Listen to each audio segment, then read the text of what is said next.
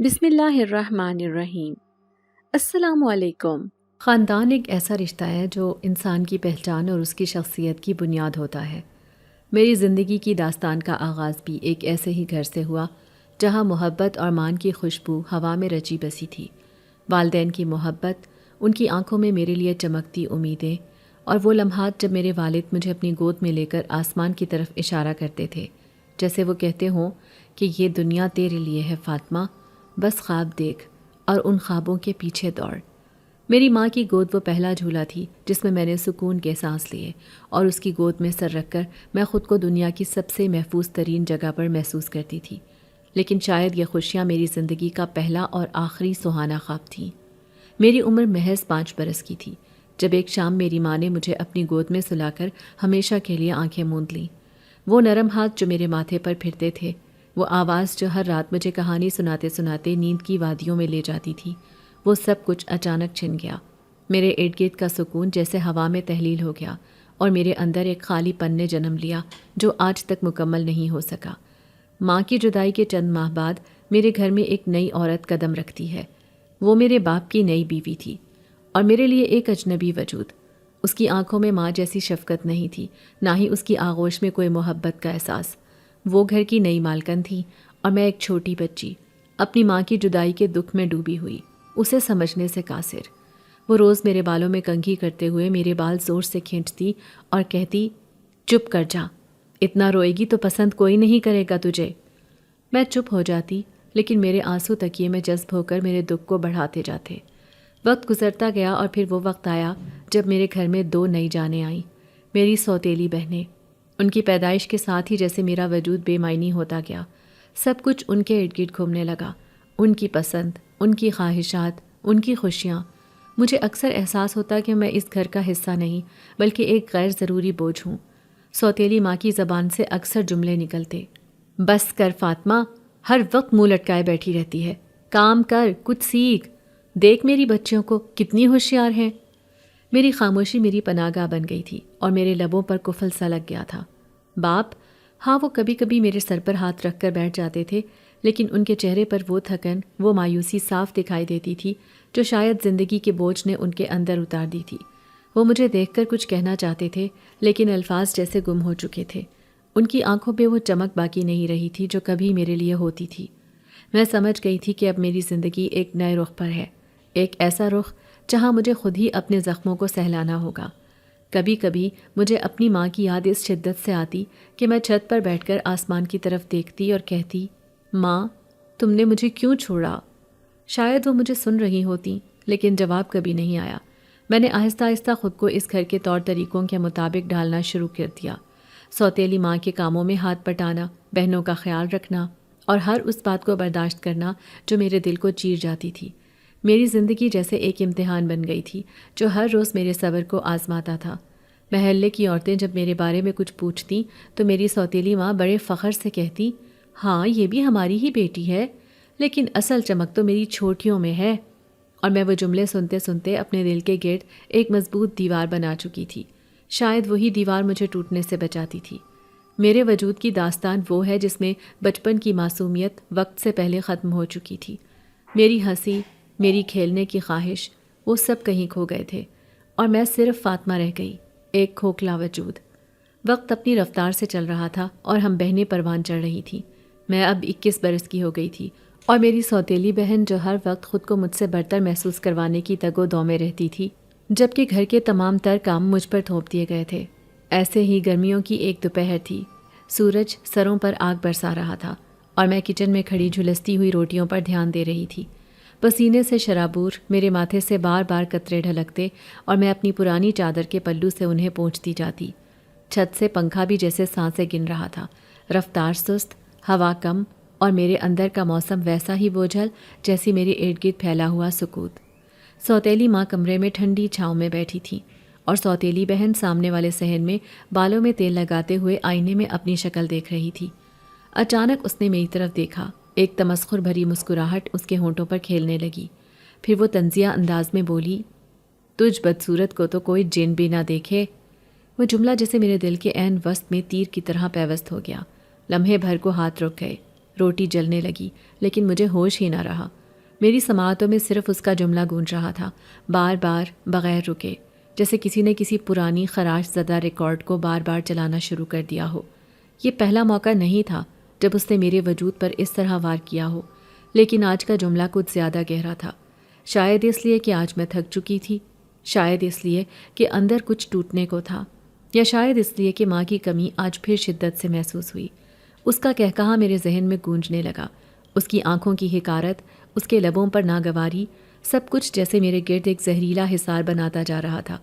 میری سوتیلی بہن نے بچپن سے ہی مجھے کمتر سمجھا، لیکن آج جب میں جسمانی اور ذہنی تھکن سے نڈھال تھی، اس کا یہ طنز میرے اندر کی ساری برداشت کو چٹخا گیا۔ نہ میں نے کچھ کہا، نہ کوئی شکایت کی، بس ایک گہرا سانس لے کر جلتی روٹی کو ہٹا کر دوسری رکھی، مگر میرے ہاتھ کانپ رہے تھے۔ یہی وہ لمحہ تھا جب میرے دل میں ایک سوال نے جنم لیا، کیا واقعی میں اتنی بے وقت ہوں کہ مجھے کوئی دیکھنے کے لائق بھی نہ سمجھے؟ کیا میں صرف ایک سایہ ہوں جو اس گھر کی دیواروں سے لپٹا ہوا بے صدا پھرتا ہے؟ اس ایک طنز بھرے جملے نے میرے اندر کی گہرائیوں کو جھنجھوڑ ڈالا۔ میں خود سے نظریں چراتی رہی، آئینے سے بچتی رہی، کیونکہ مجھے ڈر تھا کہ کہیں واقعی وہی چہرہ نظر نہ آ جائے جو کسی کے لیے قابل دید نہیں۔ میں نے خود کو کچن کی چار دیواری میں چھپا لیا، اپنی خاموشی میں پناہ ڈھونڈی، کیونکہ زبان اگر کھلتی تو شاید آنکھیں بھیگ جاتی اور میں کمزور پڑ جاتی۔ وہ دن میری زندگی کا پہلا جذباتی موڑ بن گیا، ایک ایسا لمحہ جو چاہ کر بھی بھلایا نہیں جا سکتا۔ وہ طعنہ، وہ تمسخر میرے وجود پر نقش بن گیا، اور میں فاطمہ اپنے ہی گھر میں ایک اجنبی کی طرح چپ چاپ خود کو سمیٹ کر رہ گئی۔ میرا یہ معمول تھا، صبح کے وقت جب آنکھ کھلتی تو کمرے میں پھیلی ہوئی گرد، بکھری چادریں اور گندے برتنوں کی بو استقبال کرتی۔ ایسا لگتا جیسے رات سونے سے پہلے کسی نے گھر کو سمیٹنے کی زحمت ہی نہ کی ہو۔ فرش پر سب کے پرانے جوتے بکھرے ہوتے، دیواروں پر وقت کے ساتھ پڑے دھبے چیخ چیخ کر گندگی کا پتہ دیتے، اور چھت کے پنکھے پر جمی گرد ہر گھومتے چکر کے ساتھ نیچے بیٹھے وجودوں کو ان کی حیثیت یاد دلاتی۔ صحن میں رکھے پرانے واشنگ مشین کے پاس دھلنے والے کپڑوں کے ڈھیر، جنہیں کئی دنوں سے ہاتھ بھی نہیں لگایا گیا، بس یوں ہی کسی بہتر وقت کے انتظار میں پڑے رہتے تھے۔ مجھے جب بھی گھر کے کھانے پکانے اور صفائی ستھرائی سے فرصت ملتی تو میں ان گندے کپڑوں کا ڈھیر دھونے بیٹھ جاتی۔ کسی کے آگے کھانا رکھنا، کسی کو پانی تو کسی کو چائے پیش کرنا، ان سب سے فرصت ہی کم ملتی تھی کہ میں بعد میں ان کے میلے کپڑے بھی دھوؤں۔ کچن میں چولہا کھولنے سے پہلے نل کی ٹوٹی کو کئی بار مارنا پڑتا تاکہ ٹھنڈا پانی بہہ نکلے اور ناشتہ بنانے کی راہ کھلے۔ اکثر ٹوٹے پھوٹے برتنوں میں چائے چڑھانی پڑتی، اور اگر نل مکمل خاموش رہتا تو پرانے کولر کے اندر جمع شدہ پانی سے گزارا کرنا پڑتا۔ گھر کے ایک کونے میں رکھی پرانی الماری کی دراز ہمیشہ کھلی رہتی، جیسے وہ بھی اپنی بے توقیری پر احتجاج کر رہی ہو۔ میرے والد کی آمدن کم تھی، لیکن کوئی سلیقہ، کوئی سگھڑ پر میری ماں کے اندر بھی نہیں تھا کہ وہ گھر کے لیے کچھ بناؤ سنگھار کا سامان بنا سکتی۔ نہ انہیں گھر کا سلیقہ تھا، اور نہ ہی نئی چیزیں لینے کا، اور نہ ہی انہوں نے اپنی بیٹیوں کو بھی کچھ سکھایا تھا۔ لیکن قدرت کی ایک خاص عنایت ان تینوں پر تھی کہ وہ تینوں بہت ہی حسین تھیں، جبکہ میں ایک سانولی رنگت کی لڑکی تھی، جس کی وجہ سے مجھے ہمیشہ احساس کمتری رہتا تھا، یا پھر وہ مجھے محسوس کرواتی تھیں۔ گھر کی دیگر لڑکیاں، جنہیں میں اپنی سوتیلی بہنیں کہتی ہوں، ہر وقت ایک دوسرے پر سبقت لے جانے کی کوشش میں لگی رہتی تھیں، لیکن یہ سبقت کبھی کتابوں یا قابلیت کے میدان میں نہیں، بلکہ کپڑوں کی تقسیم، موبائل کے استعمال یا کھانے کے وقت زیادہ گوشت کا ٹکڑا لینے جیسے معمولی معاملات میں ہوتی۔ کبھی کوئی روٹھ جاتی، کبھی کوئی آواز بلند کرتی، اور ان کی یہ چیخو پکار اکثر اس بوسیدہ مکان کی دیواروں سے ٹکرا کر لوٹ آتی، جیسے وہ دیواریں بھی اب اس شور سے تنگ آ چکی ہوں۔ اکثر ایسا ہوتا کہ ایک بہن دوسری کے کپڑے پہن کر آ جاتی تو بات محض جھگڑے پر ختم نہ ہوتی، بلکہ تانوں، گالیوں اور کبھی کبھار ہاتھا پائی تک جا پہنچتی۔ ماں درمیان میں آ کر روکتی، ڈانٹتی، مگر اس کے اپنے الفاظ بھی اب تاثیر کھو چکے تھے۔ وہ خود اندر سے تھکی ہوئی، ٹوٹی ہوئی اور شاید زندگی سے شاکی تھی، لیکن ظاہر کچھ اور دکھاتی۔ گھر میں مردوں کی بات کریں تو یا تو بابا جان صبح صبح کام پر نکل جاتے، اور میں اس تمام افراتفری میں خود کو اکثر دیوار سے ٹیک لگا کر بیٹھا پاتی، خاموش، کسی غیر مرئی وجود کی طرح، جو سب کے درمیان ہوتے ہوئے بھی کسی کی نظروں میں نہ آئے۔ میرا کردار بس ایک کام والی جیسا ہوتا، جس سے ہر وقت توقع رکھی جاتی کہ وہ سب سنبھالے، لیکن کبھی کوئی اس کی تھکن نہ دیکھے، اس کی خاموشی نہ سنے۔ میرے لیے دن کا آغاز ماں کی آواز سے ہوتا اور اختتام کسی نہ کسی تانے یا الزام پر، اور یوں وقت گزرتا گیا جیسے کوئی گھڑی مسلسل ٹک ٹک کرتی جا رہی ہو، بغیر رکے، بغیر تھمے، اور میں فاطمہ اس اکھاڑ پچاڑ سے بڑے گھر میں جیتی جا رہی تھی۔ زندگی معمول پر چل رہی تھی، پھر اچانک ایک دن رات کے سناٹے میں ہر چیز جیسے خاموشی کا روزہ رکھے بیٹھی تھی۔ پورے محلے پر گہرا سکوت چھایا تھا، مگر میرے اندر شور برپا تھا، ایسا شور جو کسی کو سنائی نہیں دیتا، بس دل کی دیواروں سے ٹکرا کر پلٹ آتا ہے۔ گھر کے ہر کونے سے آنے والی تلخی، بے رخی، تانے اور شکایات نے میری سانسوں کو جیسے بوجھل کر دیا تھا۔ سوتیلی ماں کی چیخیں، بہنوں کی دھتکار اور میرے وجود سے جڑی ہر کمزوری کا تانا میرے کانوں میں گونج رہا تھا۔ وہ لمحہ ایسا تھا کہ اگر کچھ دیر اور اندر رہتی تو شاید اپنے آپ کو بھی کھو بیٹھتی۔ خاموشی سے اپنے بستر سے اٹھی، پاؤں میں چپل تک نہ پہنی، بس یوں ہی خاموش قدموں سے دروازہ کھولا اور گھر کے پچھواڑے کی طرف نکل آئی، جہاں صحن کے ایک کونے میں وہ پرانا نیم کا درخت کھڑا تھا جو شاید میرے ہی جیسے لوگوں کی دکھوں کا ساتھی تھا، برسوں سے خاموش، چھاؤں دینے والا، سب کے دکھ سمیٹنے والا۔ اس درخت کے نیچے میں اکثر بیٹھا کرتی تھی، لیکن آج میں صرف بیٹھنے نہیں، اپنا دل ہلکا کرنے آئی تھی، کیونکہ آج میری بہن نے مجھے میری بدصورتی کے تانے دیے تھے۔ مجھے یہ یاد دلایا تھا کہ کوئی مجھے اپنی گھر کی بیوی نہیں بنائے گا، میں ساری عمر ان کے آگے نوکرانی بن کر گزاروں گی۔ اور یہ بات میرے دل پر کسی بھاری پتھر کی طرح پڑی تھی۔ کیا واقعی میری زندگی ایسے ہی کٹے گی؟ وہ میری ہم عمر لڑکیاں سارا، سدرا اور سمرا، ان کی شادی ہو چکی تھی۔ اس محلے میں اب میں ہی تھی جو 21 سال کی تھی، باقی سب کی 17-18 سال میں شادیاں ہو جاتی تھیں۔ میرا دل ایک عجیب الجھن میں جکڑا ہوا تھا۔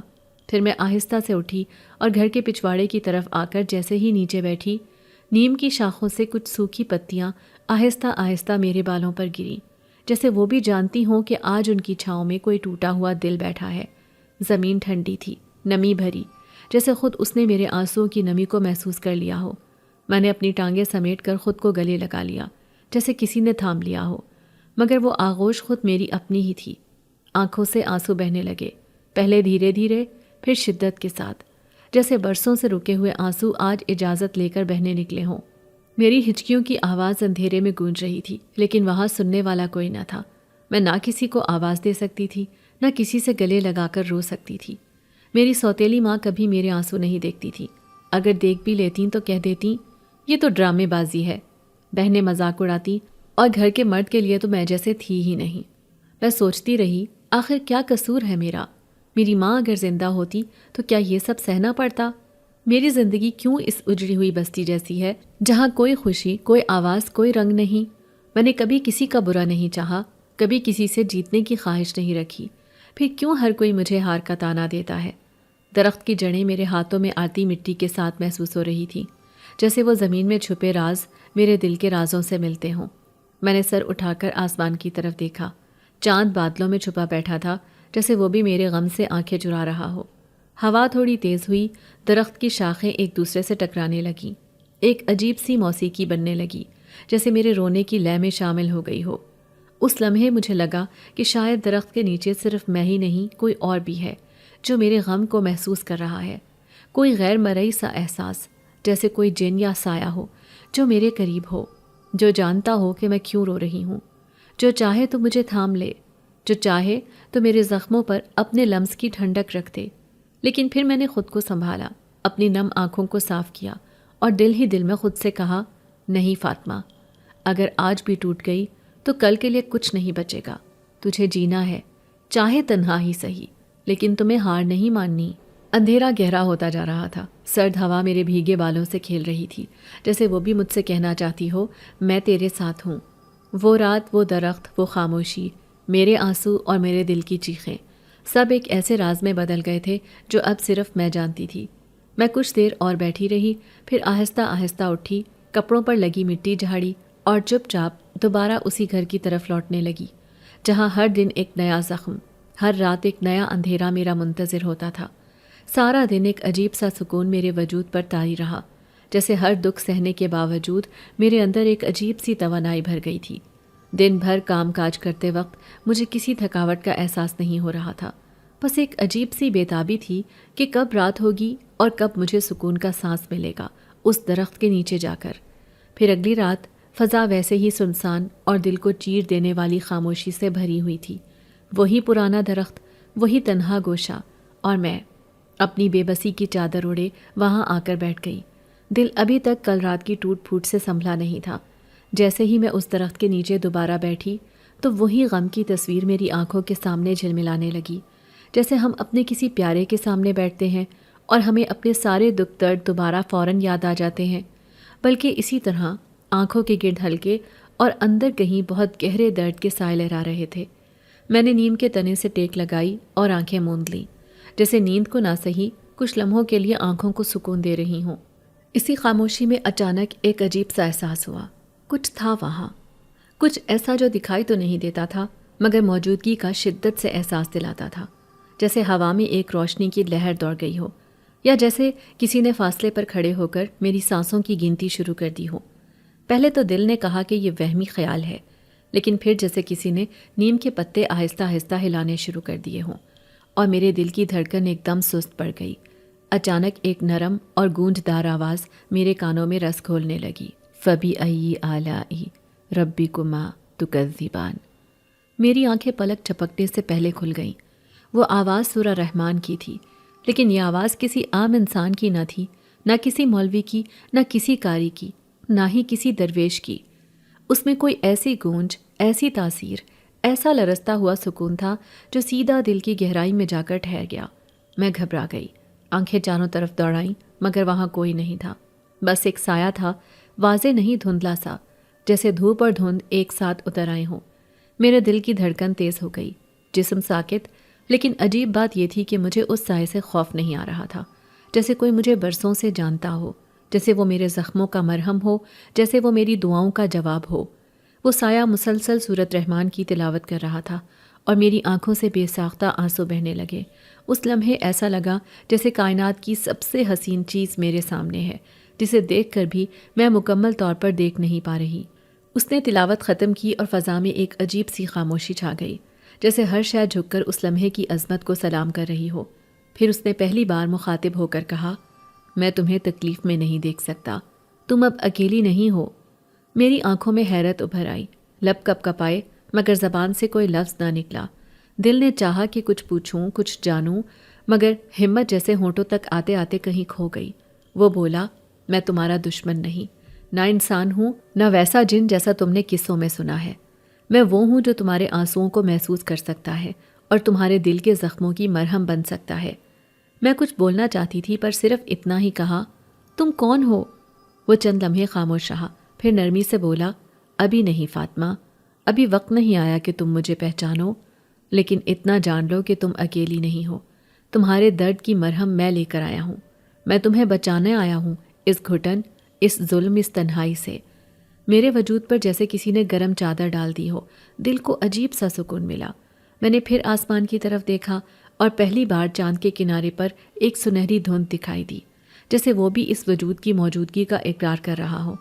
درخت کے پتے ایک خاص ترتیب سے ہل رہے تھے، جیسے تسبیح پڑھ رہے ہوں، اور پھر وہ نور آہستہ آہستہ دھند میں تحلیل ہونے لگا۔ میں حیرت، خوف، تسکین اور حیرانی کے ملے جلے جذبات میں ڈوبی رہی۔ اس رات میں دیر تک وہاں بیٹھی رہی، سورۃ رحمان کی ہر آیت میرے اندر گونجتی رہی۔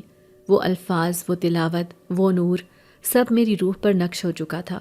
شاید وہ میرا ساتھی تھا، شاید میرا محافظ، یا شاید میری زندگی میں آنے والا پہلا ایسا کردار جو صرف مجھے سننے اور سمجھنے آیا تھا، بغیر کچھ مانگے، بغیر کچھ سوال کیے۔ اس رات میری زندگی ہمیشہ کے لیے بدل گئی، اور مجھے یہ یقین ہو گیا کہ میرے آنسو اب کائنات میں کہیں گم نہیں ہو رہے، انہیں کوئی ہے جو دیکھ رہا ہے، سن رہا ہے۔ اگلی چند راتیں کچھ اس طرح سے گزریں جیسے کائنات نے میرے اور اس اندیکھے وجود کے درمیان کوئی خاموش معاہدہ طے کر لیا ہو۔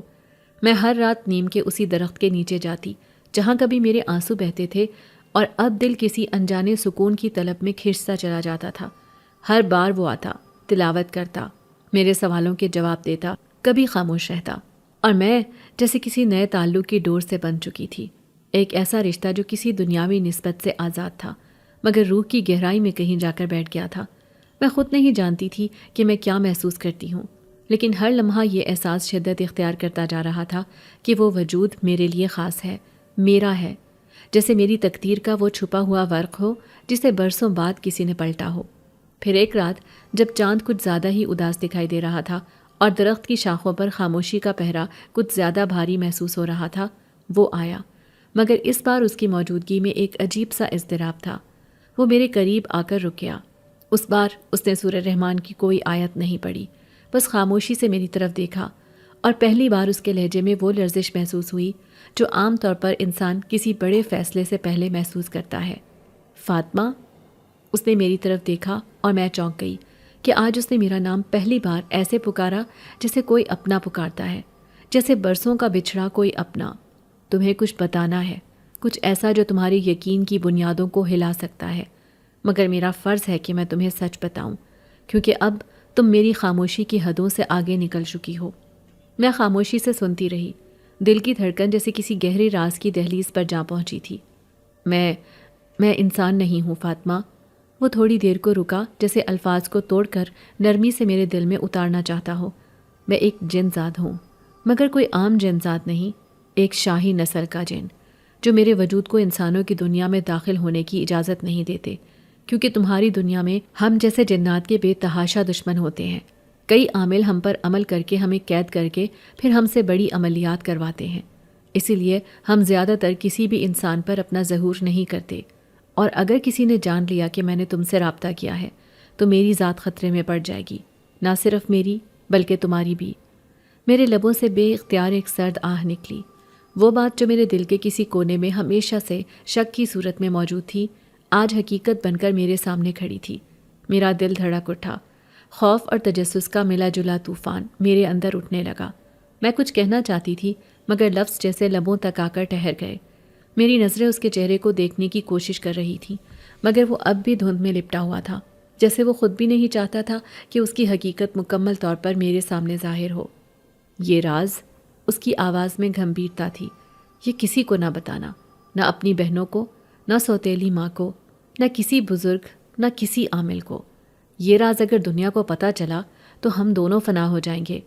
میں خاموش رہی، جیسے اندر کوئی جنگ چھڑ گئی ہو۔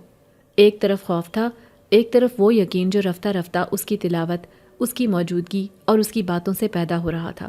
میں اسے جھٹلانا نہیں چاہتی تھی، پر قبول کرنا بھی کوئی آسان فیصلہ نہیں تھا۔ لیکن تم نے مجھے کیوں چنا؟ میں نے آہستگی سے پوچھا، جیسے خود بھی اس سوال کا مطلب نہ سمجھتی ہوں۔ کیونکہ تم وہ ہو جسے میرے جیسا کوئی برسوں سے ڈھونڈتا ہے، ایک ایسی روح جو محبت کی بھوک سے لبریز ہو، لیکن کسی نے کبھی اسے چھو کر نہ دیکھا ہو۔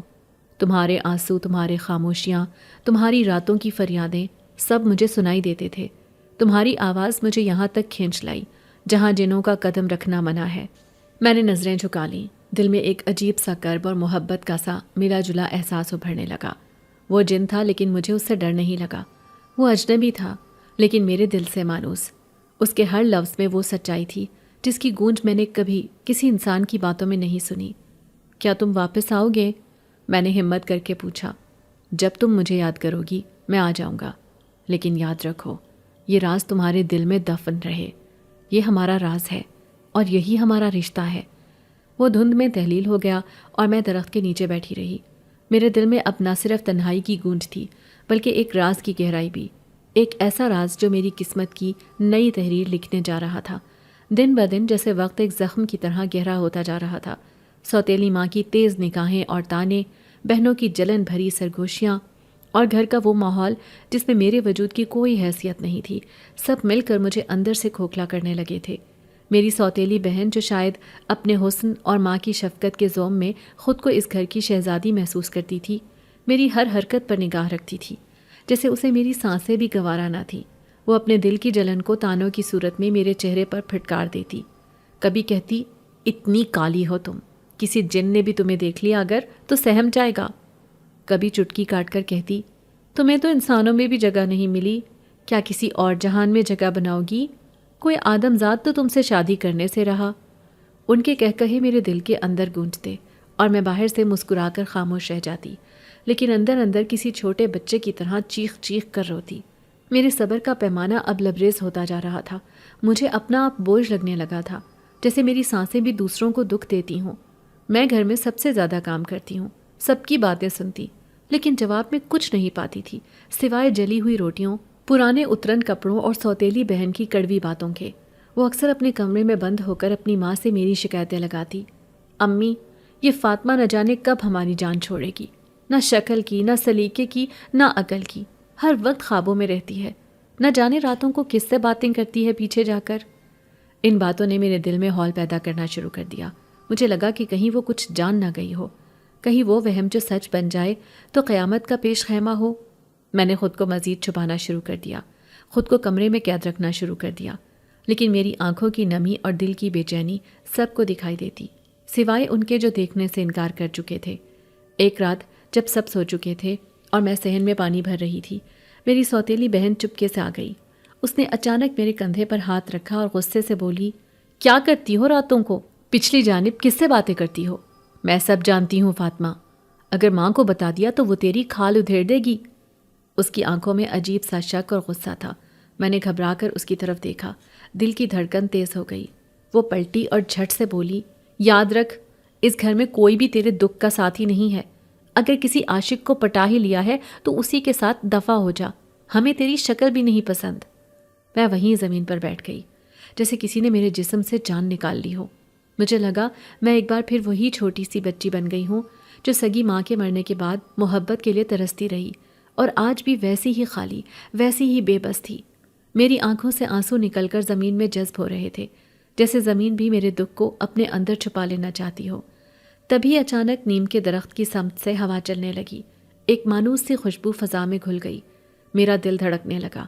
میں نے آنکھیں اٹھائیں تو ایک سایہ دھند میں لپٹا میری طرف آ رہا تھا، جن زادہ۔ وہ آیا اور میرے سامنے کچھ دیر خاموش کھڑا رہا، جیسے میری اذیت کو محسوس کر رہا ہو۔ کیا تم ٹھیک ہو؟ اس کی آواز میں نرمی اور گہرائی تھی۔ میں خاموش رہی، بس آنکھوں سے آنسو رواں تھے۔ وہ میرے قریب آ گیا اور آہستگی سے بولا، فاطمہ، ان کے تانے تمہیں نہیں، تمہارے نصیب کو نشانہ بنا رہے ہیں۔ وہ تمہاری اندر کی روشنی سے انجان ہیں، کیونکہ ان کی آنکھیں صرف ظاہری حسن دیکھتی ہیں۔ تمہارا دل، تمہارا صبر، تمہاری تکلیفیں، سب کچھ میرے علم میں ہے۔ میں تمہیں تنہا نہیں چھوڑوں گا۔ میں نے اس کی طرف دیکھا اور پہلی بار اس کے سائے میں سکون محسوس کیا۔ وہ کسی سائے کی طرح آیا تھا، لیکن میری ذات کا حصہ بن چکا تھا۔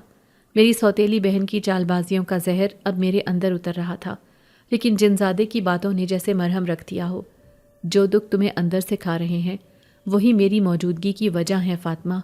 میں وعدہ کرتا ہوں، جب تک تمہیں سکون نہ ملے میں تمہارے ساتھ رہوں گا۔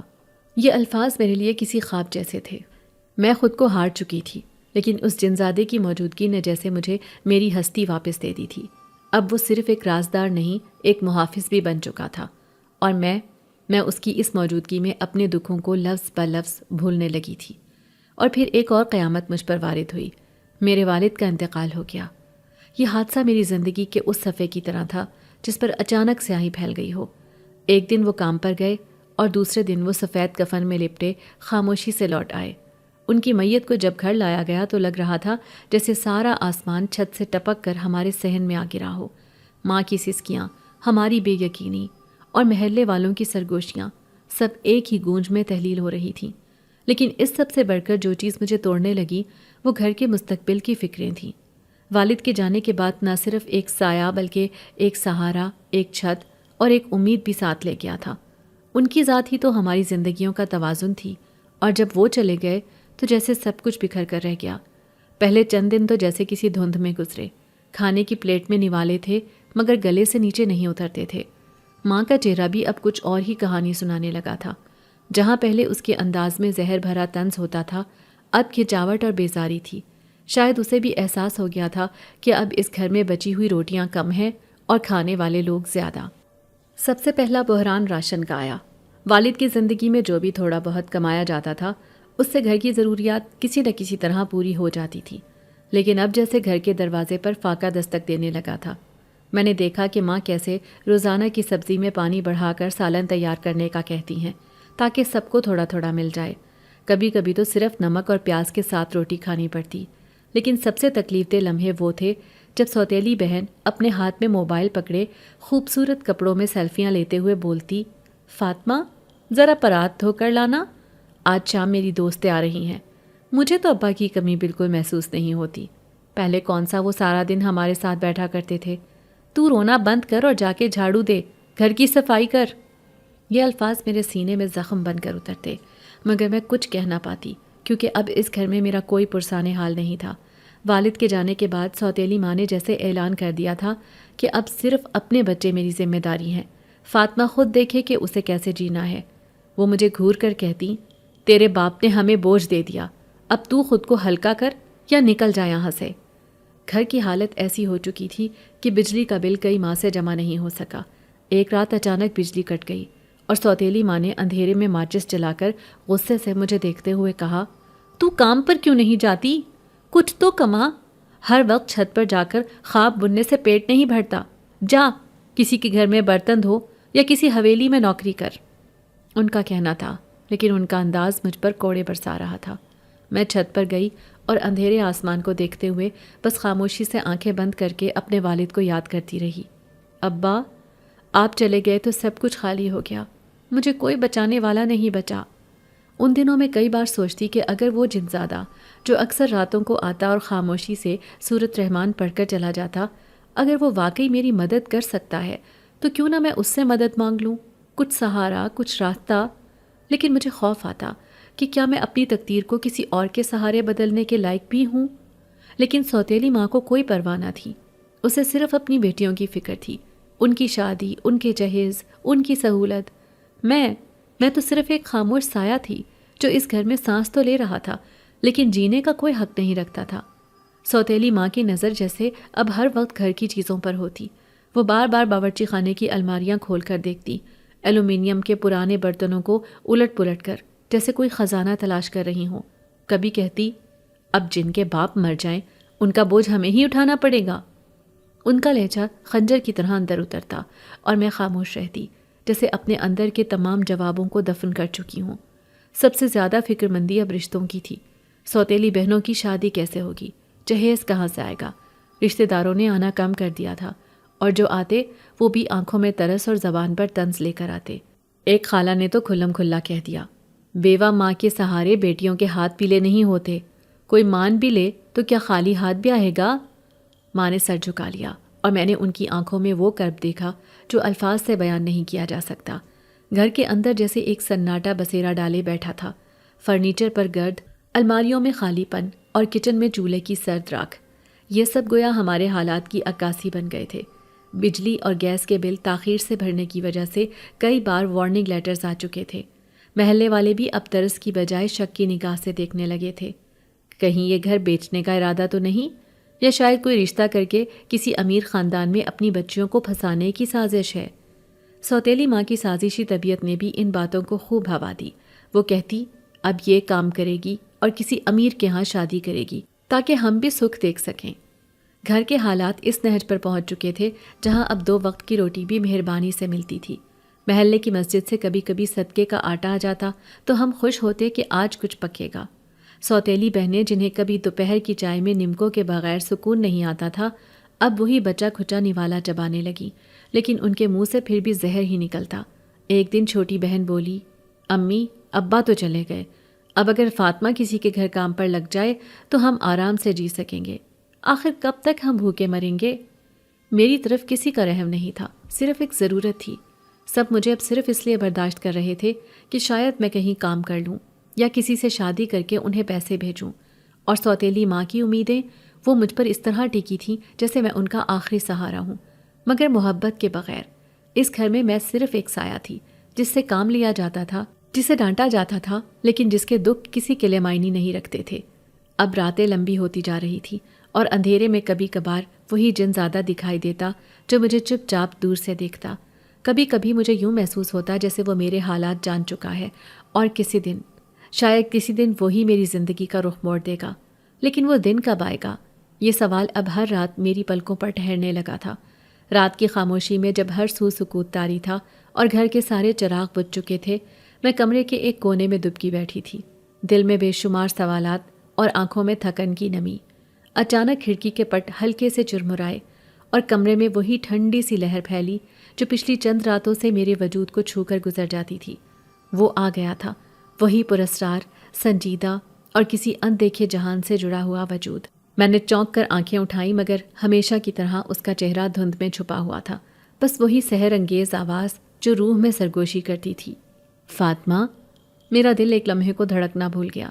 وہ میرے اتنا قریب تھا جتنا شاید کوئی انسان کبھی نہ آیا ہو، مگر پھر بھی ایک عجیب سا فاصلہ تھا، جیسے ہم دو دنیاؤں کے کنارے پر کھڑے ہوں، ایک دوسرے کو دیکھتے ہوں مگر چھو نہیں سکتے۔ تم بہت کچھ سہ چکی ہو اور ابھی بہت کچھ سہنا باقی ہے۔ اس کی آواز میں ہمدردی بھی تھی اور ایک ایسی طاقت کا بھرم بھی جو الفاظ سے بیان نہیں ہو سکتا تھا۔ لیکن اگر تم چاہو، اگر تم میرے دل کی بات کو قبول کر لو تو میں تمہاری زندگی کا رخ بدل سکتا ہوں۔ تمہارے دن بھی روشن ہو سکتے ہیں، تمہاری راتیں بھی امن کا سانس لے سکتی ہیں۔ تمہارا مقدر وہ بن سکتا ہے جسے دیکھ کر تمہاری سوتیلی ماں، تمہاری بہنیں اور یہ دنیا حیران رہ جائے۔ میں خاموش رہی، جیسے میری آواز کہیں گم ہو چکی ہو۔ میں نے صرف اتنا پوچھا، بہت آہستہ سے، جیسے کوئی خواب میں بولتا ہے، لیکن اس کے بدلے تمہیں کیا چاہیے؟ وہ چند لمحے خاموش رہا، جیسے کوئی گہری سانس لے رہا ہو۔ پھر اس نے کہا، بس ایک چیز، میرا راز۔ میں نے اسے دیکھا، اس کی وہ دھند آلود شبیہ جو میرے سامنے کھڑی تھی۔ راز؟ کیسا راز؟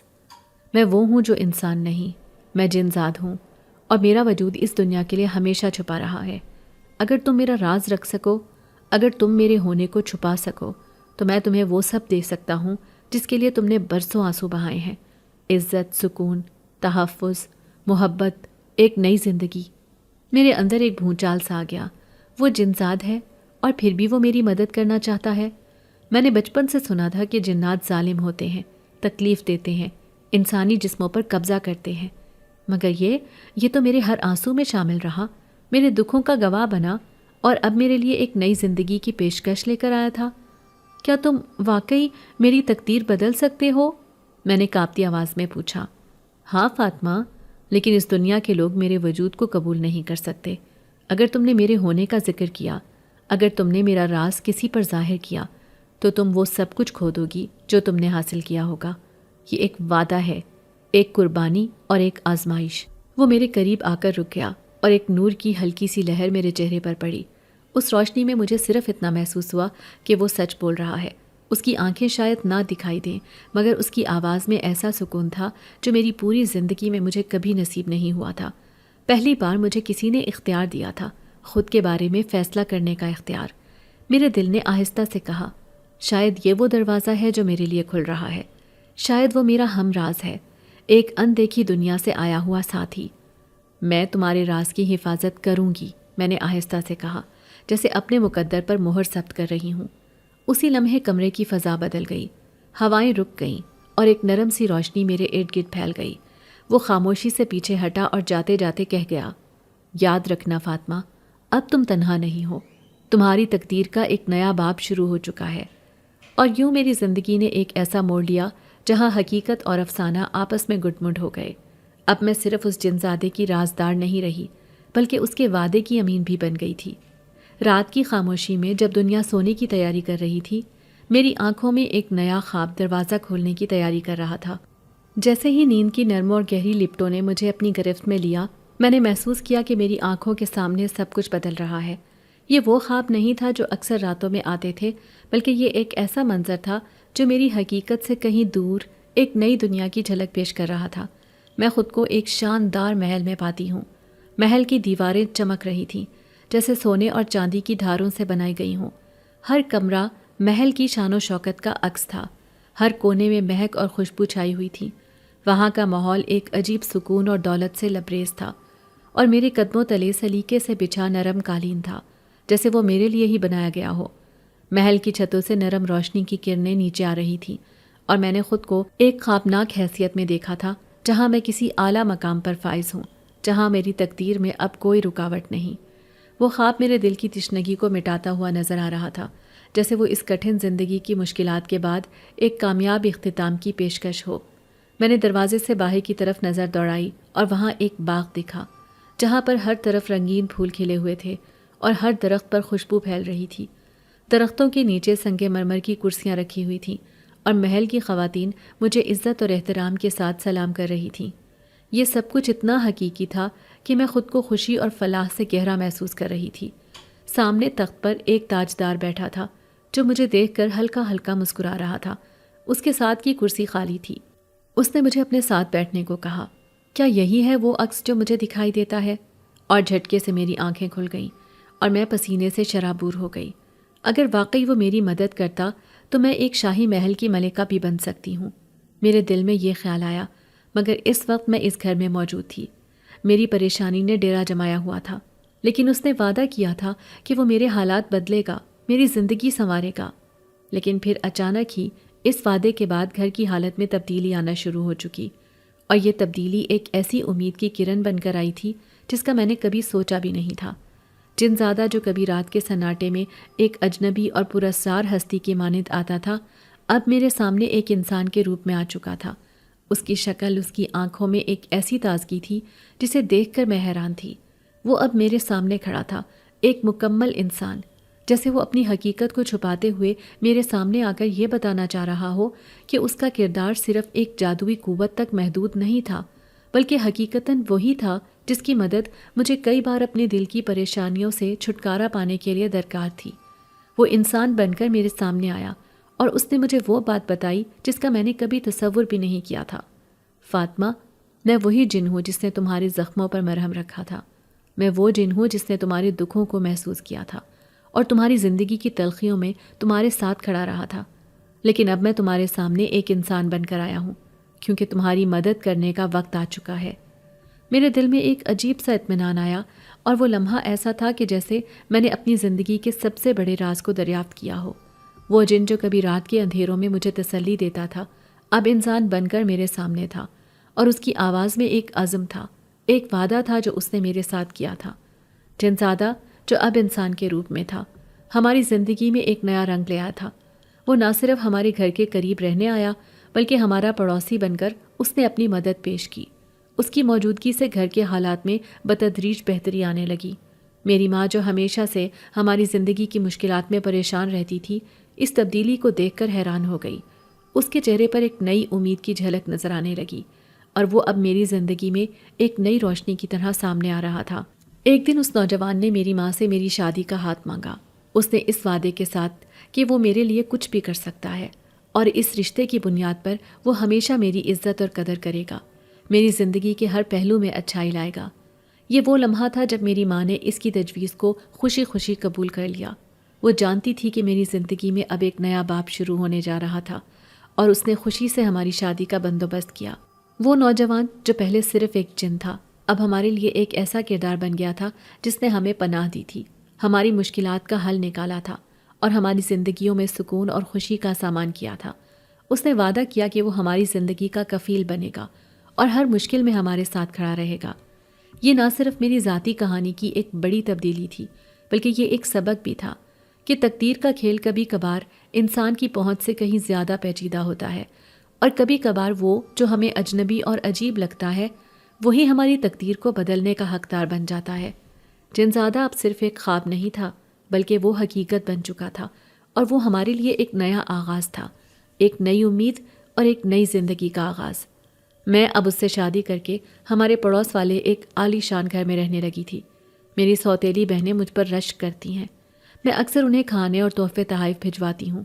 وہ اکثر کہتی ہیں، فاطمہ باجی، آپ اپنی اترن بھی ہمیں بھیجا کریں، ہمیں بہت خوشی ہوگی جب ہم وہ بے تحاشا قیمتی لباس زیب تن کریں گی۔ میرا شوہر میرا بہت خیال رکھنے لگا تھا۔ کسی کو خبر بھی نہیں تھی کہ انسان کے بھید میں کس ہستی کے ساتھ اپنی زندگی بسر کر رہی ہوں۔ اگر آپ کو آج کی ہماری کہانی پسند آئی ہے تو اسے لائک کیجیے اور اپنے پیاروں کے ساتھ شیئر کیجیے، اور ہاں، اگر آپ نے ابھی تک ہمارا چینل سبسکرائب نہیں کیا تو ضرور کیجیے۔ ملتے ہیں کل ایک نئی اور دلچسپ کہانی کے ساتھ، تب تک کے لیے اللہ حافظ۔